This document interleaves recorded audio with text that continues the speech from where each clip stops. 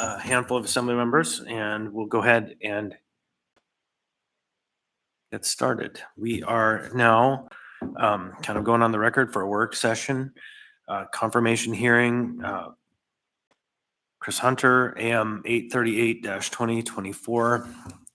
Today is October 24th. We're 1 minute early, actually. Sorry. Do that over. No, it's official. It's noon. Today's October 24th. We're on the record from 12 to 1. Confirmation hearing AM 838-2024. Executive appointment confirmation hearing Chris Hunter. We'll start with introductions. Ms. Braga. Karen Bronga. Zach Johnson. Christopher Constant. And on the phone, we have Mr. Littlefield. I'm here. Thank you, Chair. Thank you, Mr. Rivera. President.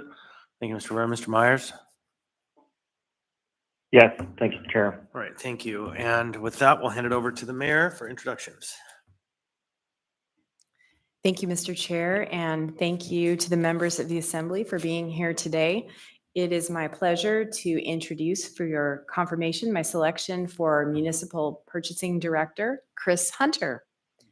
Mr. Hunter earned a bachelor's degree in electronic engineering technology from Northwestern State University of Louisiana and a master's of business administration from the University of Alaska Anchorage. He is accredited as a certified purchasing manager and an accredited purchasing practitioner. Mr. Hunter has served the municipality as a senior buyer managing procurement processes for construction bids and complex RFPs for 8 years. He is a calming presence and a strategic problem solver who maintains cutting-edge evaluation and implementation of new business processes. He advises our project managers and keeps complex operations moving forward in concert while mitigating risks. Mr. Hunter brings to the municipality uniquely Alaskan experience in managing intricate systems from his time working in our state's oil and gas industry. He worked in a range of capacities for ConocoPhillips Alaska and its predecessor, Arco Alaska, for more than 2 decades, before taking on the role of Integrated Planning Coordinator.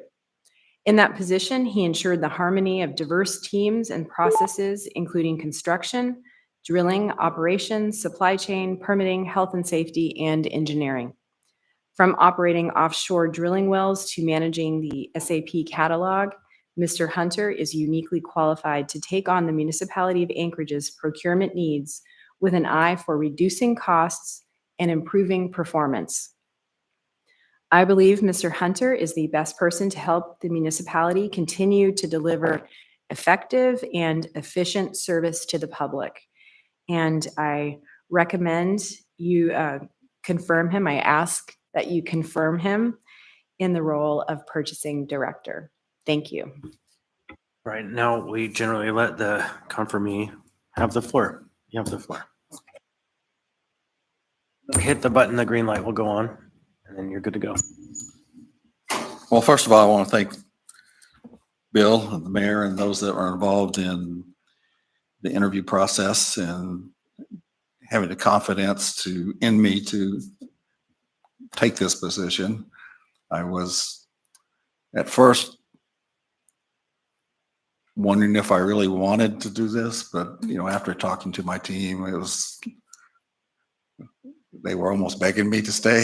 So I thought, well, okay. And I talked to my wife and she was okay with me staying longer. So it was something I really look forward to. I think we're going to accomplish a lot of good things for the city, and we have already started that. So that's look forward to that. I would note for the record, Ms. Salatil has joined us on the phone. Ms. Salatil, you have the floor. Thank you. So thanks for being here, Hunter. If people can mute their mic. Okay. So I appreciate your candidness in what you just said. So could you share what makes you most excited or willing to be with the municipality and what you see as the greatest impact you can have in this role? Thank you. Okay. To get that straight. Yeah, we have several things going on right now. Probably the biggest one of the biggest impact is we've recently gone through Title VII, and nothing, or not a better word, just have some suggested updates to it to make it a little bit more clear and pave the way for making things a little bit easier for the departments to going through the purchasing process. Some of the other things, just one of the things I'm working on right now is there's always been some problems with sole source purchasing, in that people find it difficult to write those correctly. So what we're working on right now is just producing a form that they can fill out, and it has the essential boxes that I'm looking for when I go to approve those. That avoids a lot of the anxiety and the angst for going back and forth to get it right. What I bring to this is a long career in improving processes. It goes back all the way to my oil and gas days, where probably my biggest accomplishment in that time was we had a offshore enhanced oil recovery project which didn't work. And after analyzing that system and going through it and finding out or listening to people that were actually on the ground and finding out some of the details, we were able to make a few tweaks to it where it actually did work. So that made a big impact. When Mayor LaFrance mentioned the integrated planning coordinator role, that's where it was recognized that while there were a lot of silos at Conoco that did really good work in their silo, a lot of them didn't talk to each other. And so they made their plan, each one made their plans, but didn't really coordinate with each other. So that was what that role was all about. In the end, making things a lot more efficient, because there were some processes that were just, they just didn't really work that well, and they were taking up a lot of time, causing a lot of anxiety when it didn't really need to be that way. So that's really what I look for, is how can we make this better? Anything further, Ms. Salto? Excuse me. So I appreciate that answer. I guess I would make the request, as you're looking at code changes, is not to forget that the Assembly has a role in Title VII, and to make sure you can incorporate that perspective. But I really appreciate your thoughts about getting that on the ground and then integrating that into the processes. Thank you. Anyone else? Ms. Braga? So the new electronic forms, I think there was a question on the dais about the electronic process to apply for grants and apply to bid on a project. And it sounded like you weren't quite familiar with them, and apparently I'm not either. But I was wondering if the path is smooth for that electronic procedure going forward, or if I think there was some concern, are we going to make this a free service, and is that all figured out, and are people using it, and what do you see this as being helpful? That's a lot.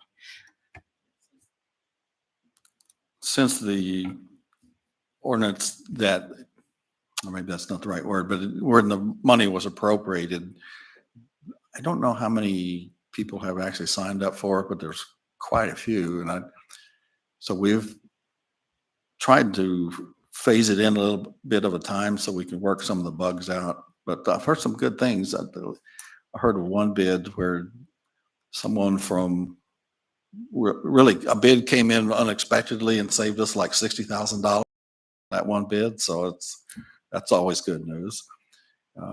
So be working with ONB to make sure that that's included in the budget going forward.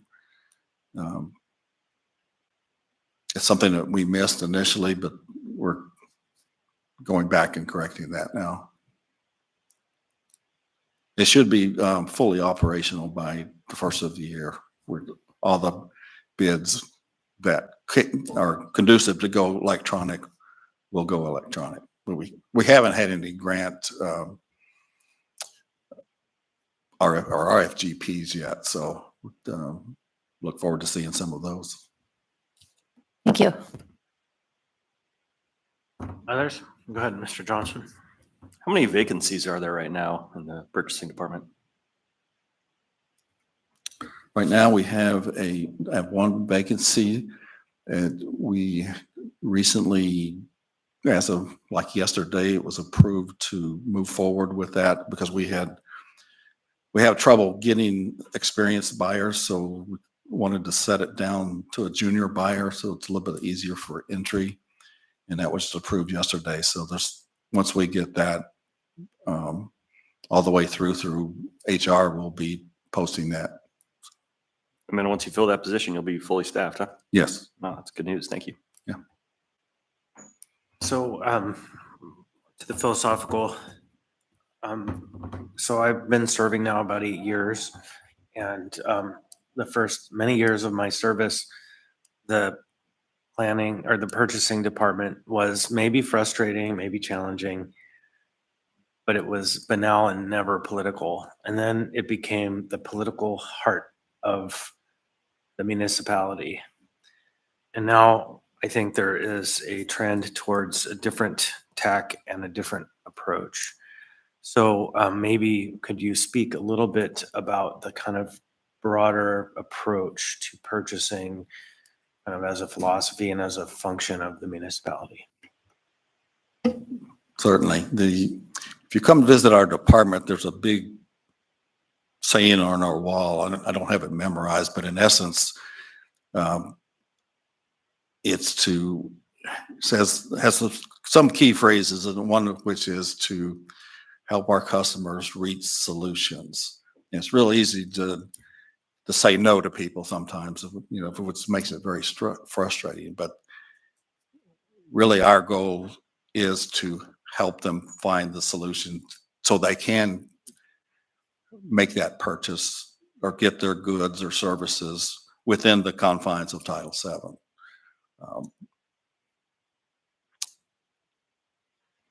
Which means that first of all, we need to know Title VII. So we've had a pretty good or intensive study into that while we were going through it to see what changes might need to be made. So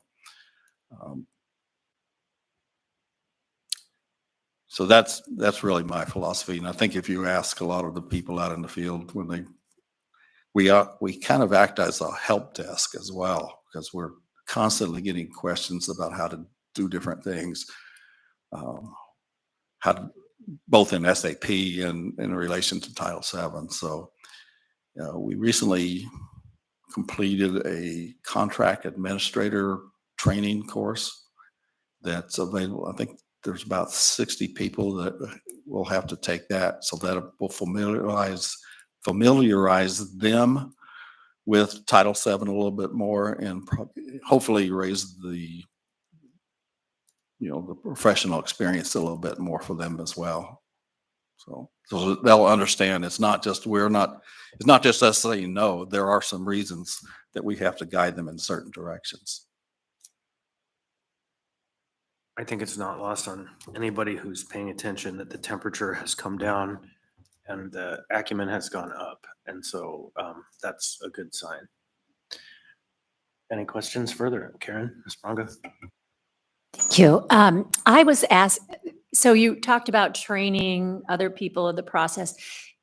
Is there any sort of training toward people who are wanting to bid that aren't familiar with the process? I'm thinking about newer and that just aren't familiar with how it goes. I was thinking in particular of a bid where someone had made a math error, and I wonder if you ever sit down with the people bidding and and say, well, this looks funny. Is that what you mean? I imagine you don't have time for that kind of thing, but just curious. It seems like there's so much to the bidding process that if you train people, it might be helpful, but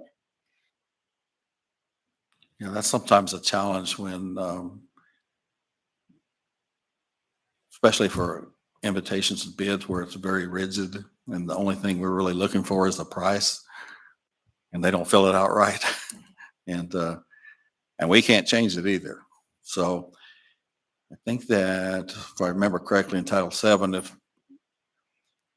if they fill out the lines correctly, then and the total is wrong, then we'll go with the lines. And so, but it's usually, most of what I've seen is just math errors.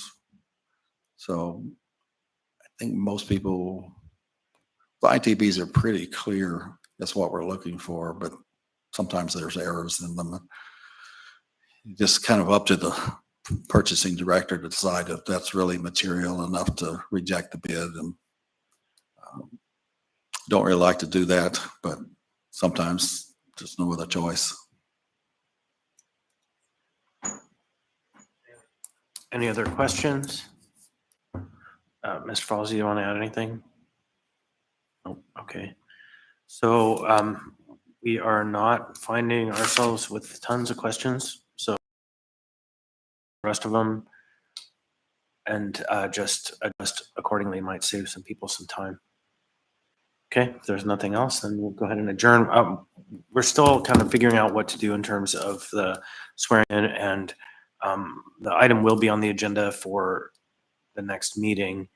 And it's probably preferable just to be confirmed, but in terms of swearing in, that's a whole other part of the conversation. So we'll figure that out next Tuesday. Yeah, I did have some conversations with Jasmine, I think Iker, I think her. Okay, about my, and so I won't be available for the next Senate meeting. I think the next one I'll be available for is in December, but we'll work that out. So, Right. So, and we would just to be confirmed, but then there's the swearing in process, which is the kind of, it's a critical step, yes, and it's ceremonial Right. part. So it's very likely this question will be resolved Tuesday rather than post. okay. Yeah, my team would like to come down for that as well. So, But I think we'll do the part that is that part, the celebration part, the swearing in and signing another. And I just think it's better not to delay. okay. It's probably just better to be confirmed than to delay confirmation I like for a it. ceremony. That would be my advice. But Tuesday we'll kind of sort that out or maybe Friday, but Tuesday before the meeting. Okay. Other inputs? Thank you, Rody. We'll be adjourned. That's it for the day, I think.